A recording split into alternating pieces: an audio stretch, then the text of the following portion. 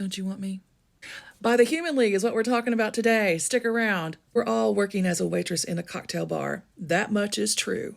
Hi, welcome to the Gen X Reference Desk. Today we're talking about a song. We're talking about a song like that defines the 1980s. And we start out with this song in 1981, Don't You Want Me, off the album Dare by the band Human League. Literally shapes how we hear the 1980s with that synth pop, the Lindrum background of like just doon doon doon doon doon doon doon doon doon doon doon doon doon doon.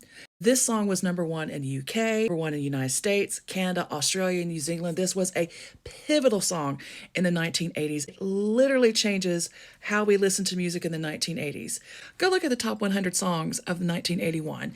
It's a lot of yacht rock. It's a lot of, FM radio style. Country songs on there, band Manhattan Transfer, Air Supply, love them all. Then go look at the top 100 hits of 1982. Switches to synth pop. You have bands like The Cars, Soft Cell, The Motels, The Go-Go's, A Flock of Seagulls, Billy Idol, Adam Ant, and Human League. Let's get to it. The Human League comes from a board game called Star Force.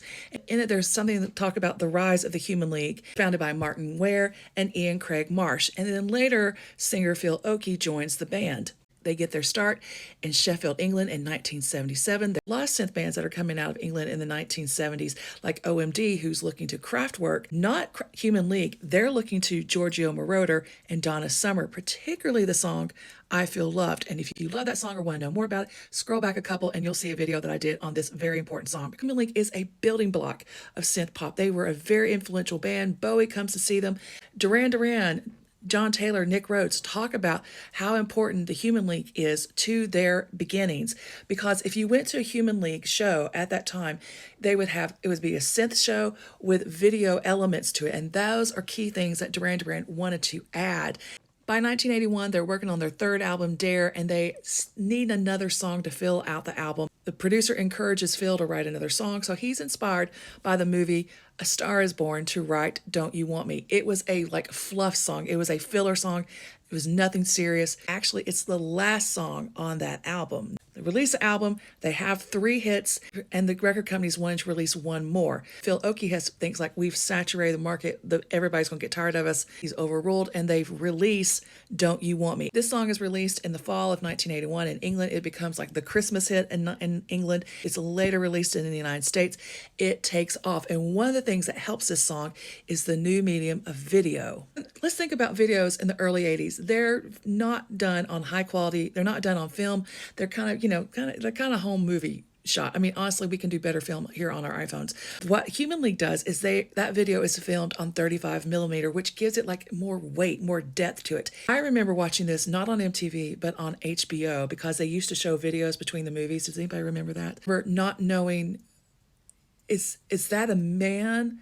Is that the man? Or is that the woman? I couldn't tell the difference between Phil and Joanne. And I just remember watching it, playing with gender ideas and gender roles.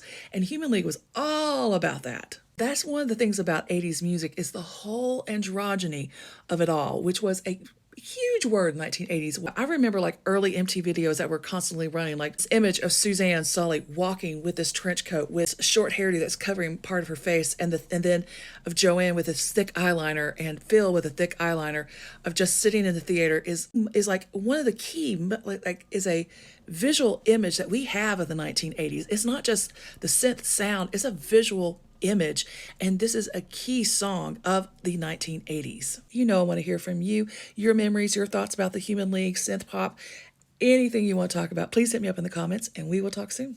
Bye. Now, also out of the Human League, we get the band Heaven 17. After Martin Ware is kicked out or left, depending on who you ask, he forms the band Heaven 17 and the album Penthouse and Pavement.